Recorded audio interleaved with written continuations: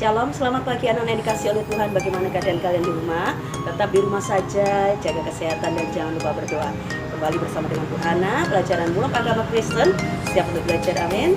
Tapi sebelumnya kita akan berdoa bersama-sama terlebih dahulu ya. Lipat tangan, tutup mata, dan kita akan bersatu dalam doa. Di dalam nama Tuhan Yesus kami siap untuk belajar hari ini, pimpin dari awal sampai akhir. Beri kami hikmat supaya kami mengerti kehendak Tuhan. Terima kasih Tuhan. Kami naikkan ucapan syukur kami dan kami alaskan doa kami di dalam nama Tuhan Yesus yang menjadi Tuhan dan Juru Selamat kami yang hidup.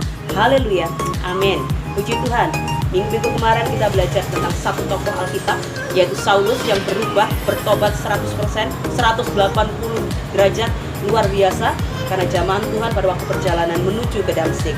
Hari ini Tuhan akan mengajak kalian merenungkan sedikit kebenaran firman Tuhan. Tuhan kasih judul ODP. Wow, sering ya dengar cerita istilah-istilah seperti ini. Kita akan melihat pelajaran Muluk Agama Kristen hari ini tentang bahasan ODP. Apa itu ODP? Siap? Siapkan Alkitabnya dan sama-sama kita akan merenungkan kebenaran firman Tuhan. Amin.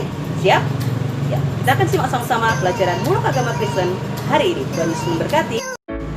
Anak-anak yang terkasih dalam Tuhan, beberapa waktu yang lalu Bu Hana menjelaskan tentang arti pertobatan. Mengapa perlu bertobat? Bu Hana kasih istilah judul untuk hari ini yaitu ODP, orang dalam pengawasan Tuhan.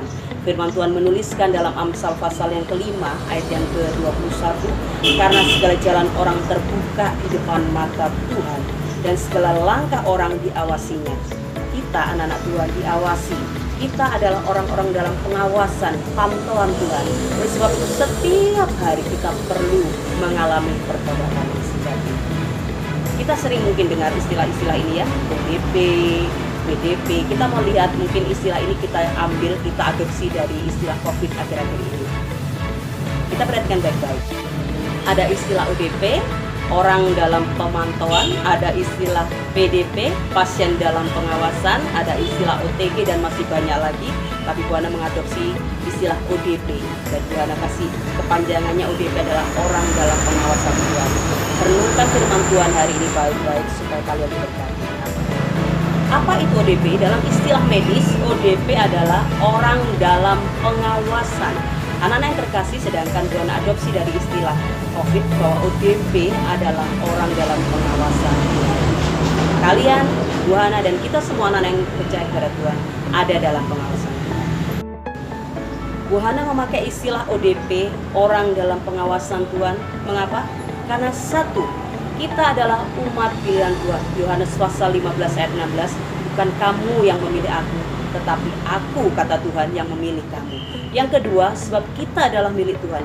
Roma pasal 14 ayat yang ke-8, nanti kalian bisa baca di rumah. Dan yang ketiga, karena kita sudah ditebus dengan darah yang mahal. 1 Petrus pasal 1 ayat yang ke-18 sampai 19. Renungkan sama-sama betapa berharganya hidup kita sebagai orang-orang dalam pengawasan Tuhan. Dan kita mengambil satu contoh tokoh Alkitab, yaitu Saulus yang berubah, yang bertobat menjadi Paulus.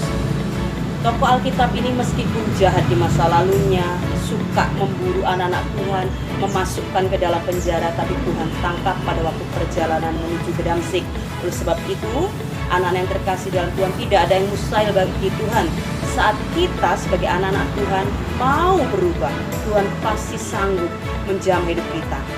Bagaimanapun jahatnya kita, saat kita mau bertobat, Tuhan akan tetap ampuni dosa pelanggaran kita. Renungkan baik-baik, siapakah kita di hadapan Tuhan? Kita orang berdosa, tapi Tuhan mau mengawasi kita. Tuhan mau menyelamatkan kita. Tuhan mau memilih kita menjadi umat-Nya. Katakan bersyukur dengan sungguh-sungguh. Bukan saja sekedar dengan kata-kata, tapi renungkan dalam hati. Kita adalah orang-orang pilihan Tuhan. Kita adalah orang-orang yang berharga di hadapan Tuhan. Dan saat kita tahu kita sebagai ODP, orang dalam pengawasan Tuhan, tentu saja pertama kita positif. Positif apa? Punya iman kepada Tuhan. Dari mana kita punya iman? Roma menuliskan iman itu timbul dari pendengaran. Pendengaran akan firman Allah. Oleh sebab itu jangan tinggalkan persekutuan, jangan tinggalkan ibadah. Tetap renungkan baik secara offline maupun online. Sebab itu akan membangun. Dan yang kedua, saat kita menjadi orang dalam pengawasan Tuhan, kita harus jaga jarak. Jaga jarak dari apa? Tentu saja dari dosa. Sebab Tuhan sudah menebus kita dengan darahnya yang mahal. Renungkan baik-baik firman Tuhan. Jaga jarak dari dosa. Orang yang masuk dalam istilah ODP, orang dalam pengawasan, harus mengisolasikan diri, menarik diri, tidak bergabung, tidak berkumpul dengan teman-teman yang lain. Bagaimana dengan kita? Tuhan tadi pakai istilah ODP, orang dalam pengawasan Tuhan. Bagaimana kita mengisolasikan diri, yaitu dengan bersekutu dengan Tuhan. Firman Tuhan menuliskan dalam 1 Tesalonika pasal yang kelima ayat 17, tetap berdoa, bersekutu dengan Tuhan, menjadi kekuatan iman kita. Puji nama Tuhan. Dan poin yang terakhir, jika kita adalah ODP-nya Tuhan, kita siap menularkan buah-buah roh yang ada dalam hidup kita. Amin. Tuhan Yesus memberkati. Sampai ketemu di lain kesempatan. Puji